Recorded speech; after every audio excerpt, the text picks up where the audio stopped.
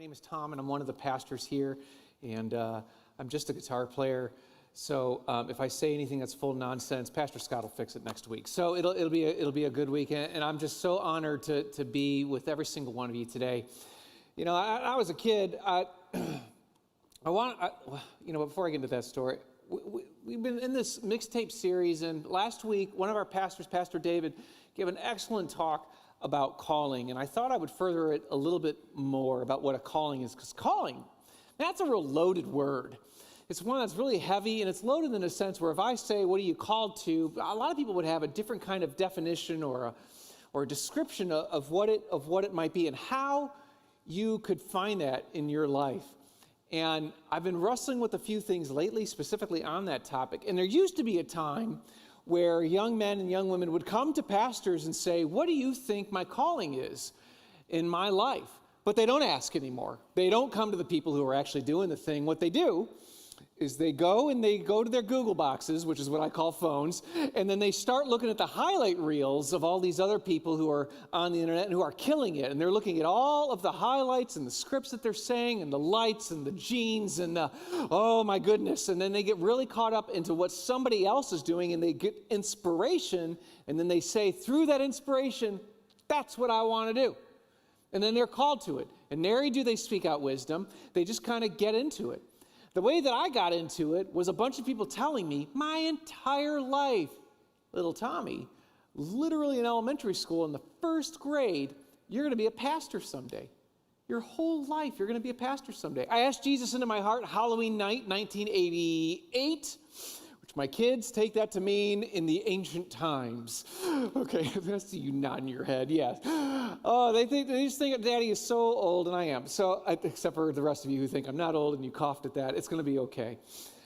But I was told the whole time, and when I asked Jesus Christ into my heart, I was so on fire for Jesus from the get-go. My father, who was an alcoholic, I asked Jesus Christ into my heart, and I immediately stood up and went to my father, who I don't think was intoxicated that night, but I couldn't really tell. I was in the first grade, and I laid my hands on him, and I prayed in the name of the Father, the Son, and the Holy Spirit that the Lord would move on his life and set him free. I don't know where it came from, because we didn't talk about the Holy Spirit in my church because we were super Baptist. So it's a joke, Baptist. I'm a Baptist too. It's just okay. All right. It's just to be playful. But for me, I just really thought that's just how you prayed. You should lay hands on people who was moved. And I was so excited because I went to a wonderful Christian school, and I went to my first grade teacher, Mrs. Pinniger. And I said, Mrs. Pinniger, I asked Jesus into my heart last night. And she said, Tommy, that's wonderful. How do you know? So I gave her the gospel too, and I was ready to save Mrs. Pinniger. And I said, well, first you need to repent because you're a sinner. And because there's sin in your life, only Jesus can save that sin. And you need to ask him into your heart so that he will own your life and be in total control. And she's like, I got it, dude. She didn't say dude, but she's like, I got it. When you want to be baptized? I'm like, fill the tank. Let's go, baby. And I was baptized that next Sunday. And when I got baptized that Sunday, you get this little tidbit. I didn't give it to the other service. I shared the gospel again. And I didn't ask my pastor to baptize me because he scared me because he was bald. So I asked my school principal, who was a believer. I don't know why I thought bald people were scary. Maybe it was the reflection. And he said, now, Tommy, why are you here today to get baptized? And I said, because I believe that I was a sinner and I was destined for hell and only Jesus is. And he's like, I got it, kid. Poof, and he pumped me under. My pastor still wants to toss me under the water to shut me up sometimes. I get it. If you're not praying for our senior pastor, you think you know what he's going through. He's got to work with this every day. And it doesn't stop talking. My whole life I was told that's going to happen. And then people started saying things to me. That the first time I led somebody to Jesus was in the third grade. His name was Troy. And I explained that we were playing this game called Lifeguard. We were in a swimming pool together. And the game was somebody would pretend to drown. We didn't have a Nintendo yet. We would pretend to drown, and then somebody would jump in and rescue you. And I'm like, perfect time for an illustration. And I explained to him that we are drowning in our sin. And Jesus, the great lifeguard, goes into the water to rescue us. But in the midst of that process of bringing us out of the water, he too drowned and died for us. But here's the thing. Jesus didn't stay drowned. He got up from the water and walked out, and he loves you, Troy. Would you like to ask him into your heart? And he said, yeah. And then his parents flipped out. They were like, what did this neighbor kid, the weird one, you know him. And they're like, oh, Tommy, huh?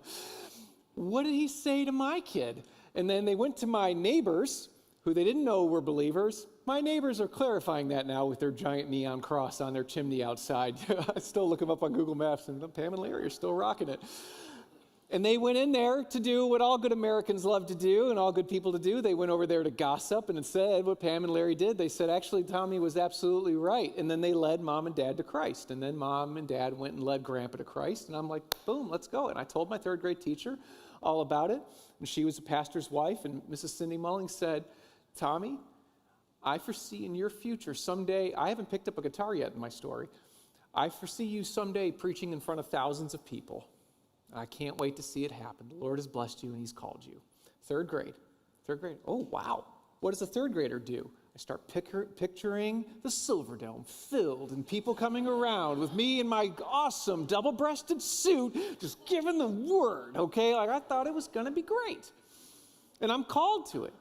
And then eventually at that same church, the first time I'm allowed to speak, the greatest thing happened the first time they let me say words out loud in front of my church. People laughed at my jokes. Oh, baby, that was good. Oh, I just loved that so much. And I'm like, so I'll be the funny pastor, and I'll preach to thousands, and they will come to hear my amazing sermons and my many jokes. And it hasn't happened yet. And then eventually I get a chance to preach the first time, because I go to a Christian school, and they let me preach. I think it was a social studies class, because that makes a lot of sense. And I got to get up, and I preached, and I'll just tell you that I used to have Comedy Central as a kid, so I stole the first 15 minutes of my sermon was just jokes that I'd stolen off some comedian that were clean, and then a sermon, and I preached for 48 minutes in the 7th grade. Now, the head of the middle school, instead of saying, don't let that windbag ever preach again, says, let's put him in front of the whole school. Let's get this guy in front of a crowd. So that's what happens is I get up and I preach to my middle school, and the trick that I had learned is I actually had somebody in the back hold up a stop sign when I needed to wrap things up. And I preached on respect. And one of the bullies came up after me, because I was a large child, came up to me and apologized for bullying me and said, I won't let it happen to you anymore. And Tim stood on my behalf to make sure that I wasn't messed with. I saw the Lord change somebody's life that I thought was unchangeable, and I was hooked. And then my house burns down, which I don't recommend. We lost everything, and then I get a guitar out of the deal, and the rest is history. I start leading worship based on it. And I just have in my head, and I keep being told over and over again, you are going to be in front of thousands, you are going to be in front of thousands, and it wasn't happening. What kind of mind messed up thing do you think that would be if everybody said you're going to do amazing things someday? I met with my old pastor, and he said, Tom, I always believed that with your potential, the sky was a limit. Well, sky was the limit, man. You're just going to go on to do amazing things. He told me that recently. So in my heart, I'm doing now what every person in their 40s and 50s starts doing, and you start asking questions like, what went wrong? Not that I don't love what I'm doing or believe that this ministry is important, but like quick head count, there aren't thousands in the room now. What happened? And why am I playing guitar and I pick 4 songs on a Sunday, and then there's lyrics up there and it's really pretty and some of you like it and some of you don't, and then I go home at the end of the day for the most epic Sunday nap. Oh, get in ministry if you love a Sunday nap, because, whoa, baby, it's good. But it wasn't happening. So in my head, I was like, what did I do wrong? What did I mess up? It must be because of my character. It must be because of my skills. It must be the fact that every single employer that I've ever had has found me very frustrating. I get it, because I have opinions. And at some point, the cheers in my life were replaced, and you've experienced this too. The cheers and belief in you got replaced with expectations. And their expectations became my job description, and the vision in my life became people-pleasing instead of people-serving. And I was lost, because I realized that I just wasn't enough for anyone. And the turning point in my faith has been a few of the things that I'm going to share today. Because I just believe that sometimes you just need to hear from a guy who's working it out. And that's who I am. I love Jesus, and I want to make his name known all over the world. But y'all, if you want a perfect worship pastor, I don't know, Google somebody, but it's not here. I love Christ, but I definitely was feeling like, well, life is on the downslope now, and that dream will never come true. And of course, there are questions like, what was it, or anything like that, or why did you do it? But here's a few things that I've learned. That your calling starts and ends with your character if you're taking notes, and not your achievements. Well, what am I called to do? What am I called to do? What am I supposed to do? What job am I supposed to take? What am I supposed to do? What am I supposed to do? What's God's will for my life? And what am I going to do? And then you get a dream, or then you get a hero that you look up to. But the truth is that your calling starts and ends with your character and not your achievements. We get so caught up in what we're called to do when the Lord is developing your heart to be connected to His. And listen, you want to be on board with whatever the Lord is doing instead of Him being on board with your plan, because you do not have enough room in your boat for Him, so get onto His. When you lose the heart focus, you can miss or forfeit your life's greatest work, which is loving Jesus by loving people. And I want to talk about power, true power. We don't like power. We don't like authority. Now, in my generation, growing up in the early 2000s, as far as kind of figuring out what adulthood's supposed to look like, bills, mortgages, anxiety, all that good stuff for growing up, we kind of stopped trusting leaders. And now, we don't just not trust leaders, we set them up and we wait for them to fail, and then we just knock them off the podium because they're supposed to be at a higher level with a higher expectation. And then we just knock them down and shut them down. And that's kind of all we're looking for, is we're just all evaluating things right now. And we don't trust power, and we're waiting for someone to screw it up. What's really wild for me is all the guys that I looked up to, some of the guys at least, all but really one, have all fallen. And none of them are in full-time ministry anymore. Not in the same. Almost every single one of them. The guys that I really looked up to, they were the ones, this is going to sound so nerdy, but I'm a nerd for preachers, okay? I remember my pastor with his green Dockers on and his leather jacket with his church keys, which just let me tell you, holy smokes, that was what I was most excited about in Kick It Off ministry, was I got keys to the building. The things that I could do and did do and was addressed. I just looked up to them, and I wanted to be like them. And most of them aren't doing it anymore because pressure's hard. The guys who would talk about sexual purity cheated on their wives. The guys who thought about compassion were the most judgmental and got busted for it. And their lives fell apart because at some point it became about the highlight reel and not about their character. But Jesus was the most powerful person that has ever walked our planet.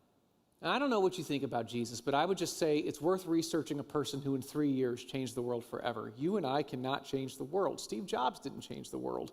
As much as we love to say, attaboy Steve Jobs, the iPhone still is not completely adopted by most of the world, and most of the world, until recently, didn't even have access to cell towers, but the cell phone guy and the computer guy, changed it. No, he didn't. Enhanced, maybe.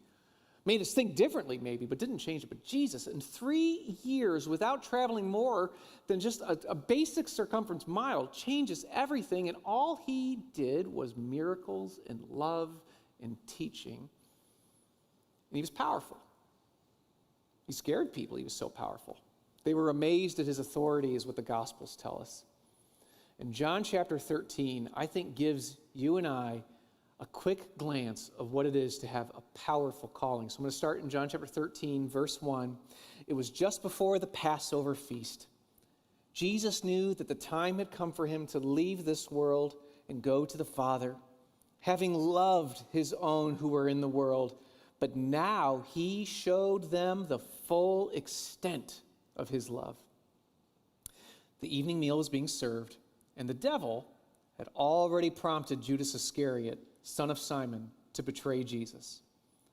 Jesus knew that the Father had put all things under his power, and that he had come from God and was returning to God. So he got up from the meal, took off his outer clothing, and wrapped a towel around his waist. And after that, he poured water into a basin and began to wash his disciples' feet, drying them with the towel that was wrapped around him. So what was happening at that point in time is what you wore was who you are.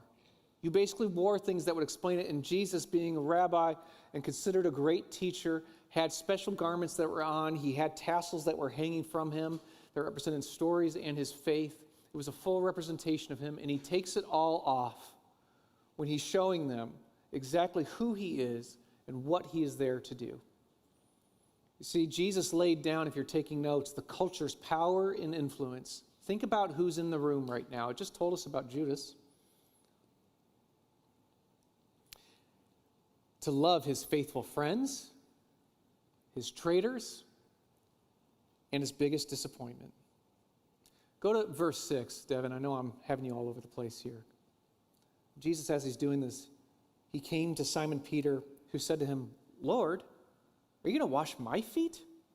Peter is like my homeboy. I love studying this guy. Peter the Mouth is what I would probably start calling him. Because he was always talking and he was always trying to prove how he was the most loving and he was the most faithful and he was the one who should be the leader of it all. And he was looking for some sort of respect from James and John, who were called the sons of thunder. Thunder respects nobody, okay?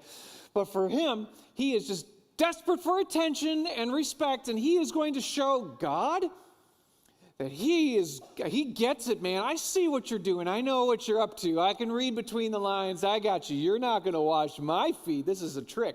Now, Peter probably grew up in a youth group like mine. I don't know if you grew up going to youth group or any kind of student ministry, but what all of my youth pastors did, they trapped you. And they would ask you things like, how do you know that somebody loves you? And I would point around the room and you raise your hand and be like, it's their kind. Yeah, kindness. Right, I'll write that on the board. But we all know that that's not the real answer. And then the pastor will take all these answers, and you got to learn, you shut your mouth when the pastor starts calling out for answers, because he's got a secret answer that's the whole point of his sermon that you couldn't figure out, and you feel like a big dummy. Am I only speaking to like 3 of you right now? Because that was my youth group experience constantly. So Peter's like, I got it, I know where you're going to go. I'm going to wash your feet. And Jesus, being the patient Lord, says, Jesus replied, in verse 7, you do not realize now what I'm doing, but later you will understand. He laid it all down. He took off his rabbinical robes. Your clothing and your status was everything. And he laid aside man's status. I'm going to go to verse 8. No, said Peter, you'll never wash my feet. And Jesus answered, unless I wash you, you have no part with me. Then Lord, Simon Peter replied, not just my feet, but my hands and my head as well. And Jesus answered, a person who has had a bath, needs only to wash his feet. His whole body is clean, and you are clean, though not every one of you. For he knew who was going to betray him. I just wonder if Jesus turned and made eye contact. Not all of you. Whew. And that was why he said not everyone was clean. Verse 12. I'm going to go all the way to verse 12. When he had finished washing their feet, he put on his clothes and returned to his place. And he says, do you understand what I've done for you? He asked them. You call me teacher, verse 13, and Lord, and rightly so, for that is what I am. And now that I, your Lord and teacher, have washed your feet, you also should wash one another's feet. I have set an example that you should do as I have done for you. And I tell you the truth, no servant is greater than his master, nor is a messenger greater than the one who sent them. Verse 17, and now that you know these things, you will be blessed if you do them. You know, when Jesus is washing his disciples' feet, at any point in time, Jesus could have started addressing concerns and problems with every one of his disciples. He could have said, Peter, your temper is a real problem, buddy. John, your sensitivity is going to get you into trouble. Judas, you've got Satan in your ear. He could have said, you this, you that. He could have been really addressing things. He could have been laying out his frustrations with them. I mean, he's washing their feet. He's got them by the toes, dude. He could have said anything that he absolutely wanted, and he doesn't. Instead, he shows them and he demonstrates love. It's easy to see what can really happen. If you spend more time weighing the quality of others instead of washing them as they already are, you have missed the weight of God's grace in your own life. And it's easy to see how others do or do not measure up, But the crucified and resurrected Jesus calls us to do the hard thing, which is laying down your power to lift others up. There's probably people in your life who need a lot of correction. They've got issues. According to your evaluation, their issues are strong and need to be addressed. But I will tell you that a washed foot will go a lot further for God's kingdom than a foot measured by you and I. I guess the real question is, do you have time in your life to evaluate the works of others, or do you have some purpose to get to? What is your great purpose? Now, Peter, I get. I certainly have questions about him. I mean, the guy was, aggro, as the kids would say. He was an aggressive dude. He chopped off a guy's ear because he's like, the Roman army got your ear. Like, I don't know what his plan was or what he thought he was going to do, but I kind of get why he was uncomfortable with Jesus washing his feet, because I'm a servant too. I know there's nobody else in the room that has any problems asking for help. Is there anybody else here? Because for me, I have a real hard time asking for help. Part of why I have a hard time asking for help is because sometimes the help that I need are these menial tasks that then I'm going to now pull away you from having time with your family for you to come and tape a thing down. It's hard. It's just hard to do. And then it leads to late nights and difficulty. And I really, really struggle with that. The problem is that sometimes washing somebody else's feet is letting them work. It's asking them to do the small thing. Literally, Jesus demonstrates that some of the most powerful things that you are ever going to do are some of the most humble acts. And it's just so darn difficult to do it. Sometimes humbling yourself is saying, I can't do it. But according to our Jesus, you are enough if you are in him. Point number 4, if you're taking notes, because I want to keep on moving. I want you to realize that everyone is on a journey that only God understands. So be gentle. The book of Galatians tells us to restore one another gently. Philippians chapter 2. And I'm going to be in chapter 2, verses 12 and 13. It says, continue to work out your salvation with fear and trembling, for it is God who works in you to will and to act according to his good purpose. God's working people out. God will work people out. You just wash their feet. Take care of them. Love on them. And make sure that you know that that is God at work in them. And then you and I are simply supposed to love them. I like to give an illustration of how I think ministry can and should potentially work, is that sometimes I think that the church should be more like a salon that you walk into, but the Holy Spirit is the one who does the cutting. I just want to be good to people. I want to love them. I'll speak and proclaim the word of truth, and I will let the word of truth do the work. But when I start evaluating people instead of pastoring people, I have lost the plot, and I'm looking for a crowd, not for a foot to wash. And I'm done looking for crowds. I'm done looking for crowds. I'm just looking for you. How can we serve you? How can we bless you? Now, if you want to take that, you can start looking at the person washing your feet and be like, I don't like the way that they did it. I prefer a loofah. Loofah Christian Church is right down the street on Van Dyke. I don't know, the pastor, he's fine. I just kind of, whatever. I mean, the slides, sometimes it's just... When you are starting to just evaluate how your feet are getting washed, you have forgot what it's like to get in between somebody's toes and get to work. Get to work. It's all so small. Now, for me, let's just say that in my 20s, I would have had some crazy breakthrough moment, and then all of a sudden 10,000 people are showing up. What's interesting is that there are mega churches all over the world. I heard a statistic that was told to me a few years ago, and he said if you took all of the mega churches in the country and put them together, you still would not reach the entire state of Michigan. Mega churches are a joke.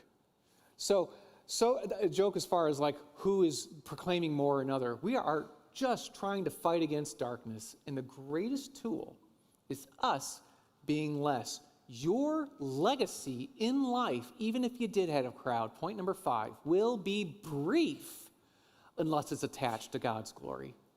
And if you don't believe me, walk into a cemetery and you tell me what percentage of those names you've heard of. Because some of those people were very significant in the eyes of the world, but they're still gone from here. I believe that the most faithful people in this world, number 6, are people that you and I have not heard of.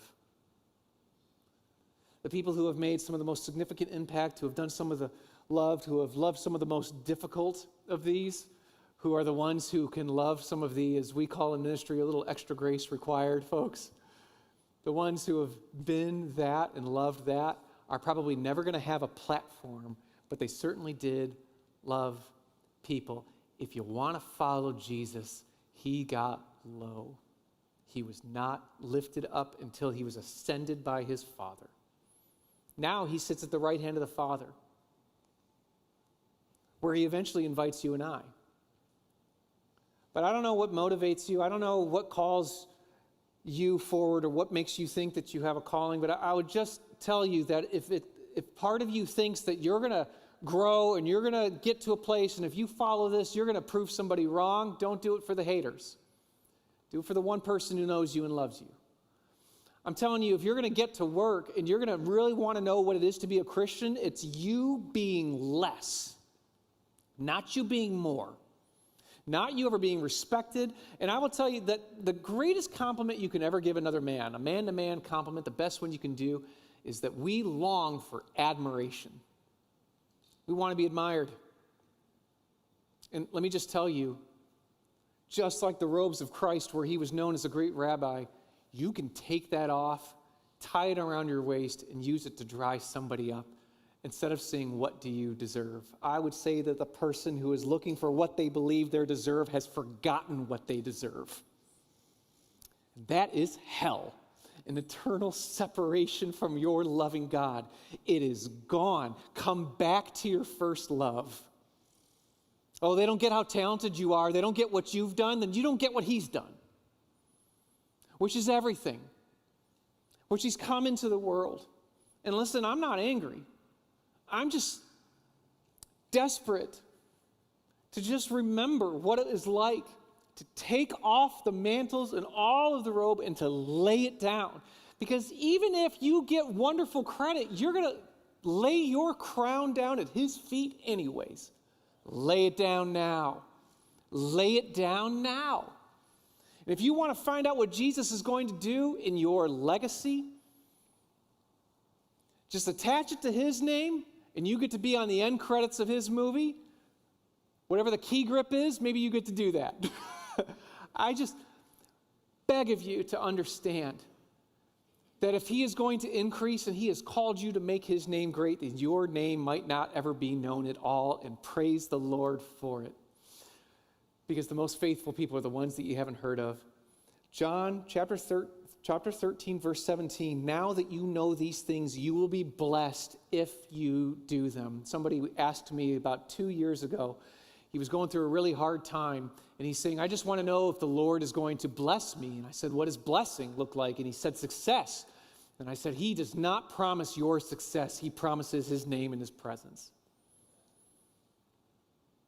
Well, I want to know if he's going to bless me. Stop treating God like he is some sort of economy that you can make trades with. And do not put him in your debt. Your bank account's not big enough. Don't put him in your life and try to fit him into your plan. I've lost a lot of weight. And every once in a while I go to Kohl's and I go to that clearance section and I start looking at those size 32s. I'm in a 34 on a good day if I hadn't have any water, okay? And I start looking at them and I'm like, maybe I'm going to get them on. And then one time I didn't realize that it was a pair of youths. So I'm like trying to like get into them. And I'm like, I looked ridiculous. And this is what's happening, is a bunch of guys going around saying, call me significant, Jesus, and we look ridiculous. You want to be surrounded with significance and calling in your life? Lay it down. They may not know your name, but if you are proclaiming his, you are attached to the name that is above every name, and it's worth it. Peter looks at this moment, and he never forgets it, so that later on, Jesus asks him so simply, do you love me? Yes, I love you. Then feed my sheep. Peter, do you love me? Yes, Lord. Then feed my lambs. Peter, Do you love me? And at that point, Peter's feelings are hurt. Don't hurt a pastor's feelings. We're sensitive. Then feed my sheep. What are you called to? No. Who are you called to be?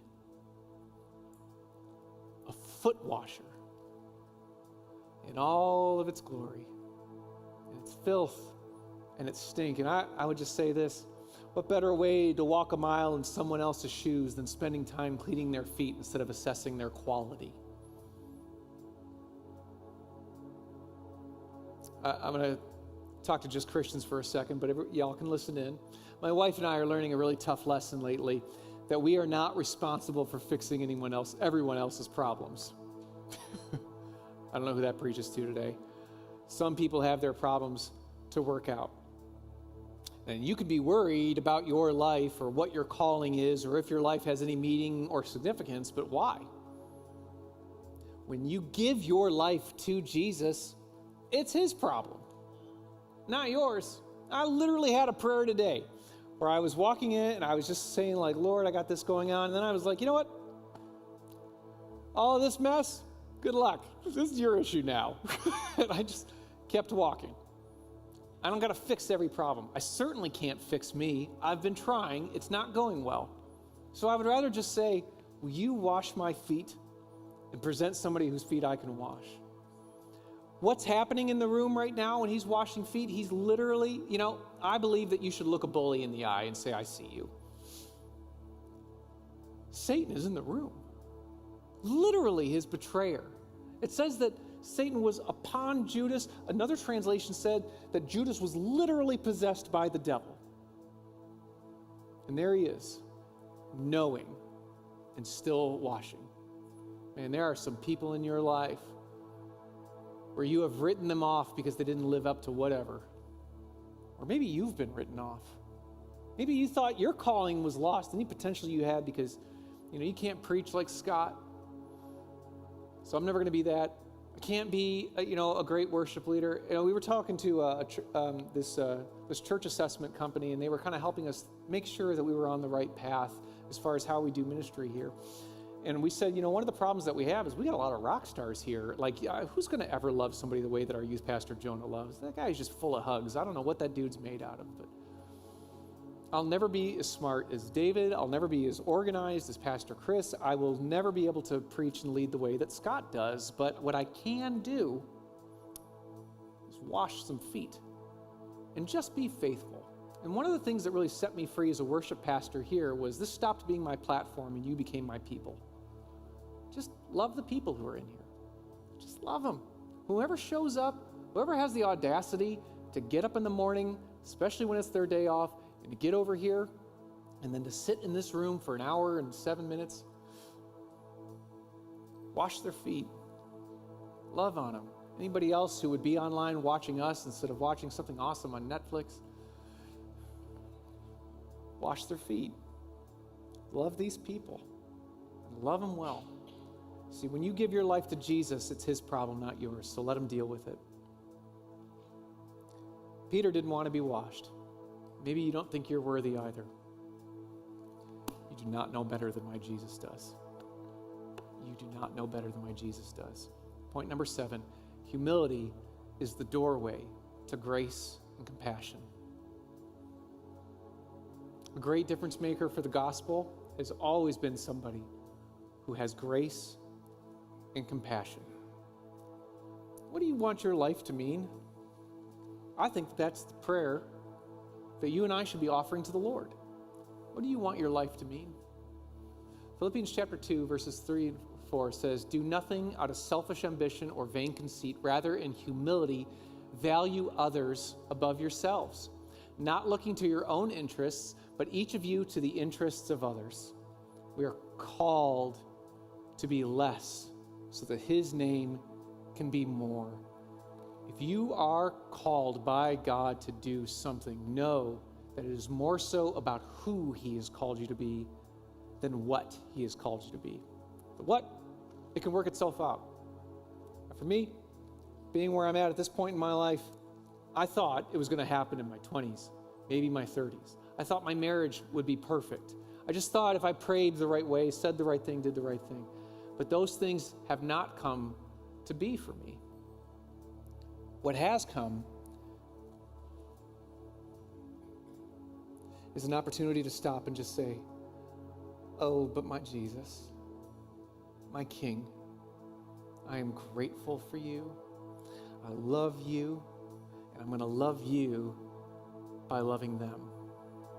And if that is not on your radar right now, may you adjust and fixate and say, Lord, what do you want to do with your life? Because my life is yours. What's your will for your life? Be brave, be faithful, and understand that the posture of Jesus Christ isn't this. It's this. He literally says, you do not even understand what I'm up to. Do you feel misunderstood? Welcome. Welcome. Creator of the world. Nobody got him either. But you can have him here. Welcome. Because that path is on your knees. Jesus, it's in your name that we pray together, asking for your love. I just love it how in that verse, in the beginning of chapter 13, the connection of your power came when you had fulfilled your love towards these disciples. May we be your disciples today and go out into this world preaching your name, our good foot-washing shepherd.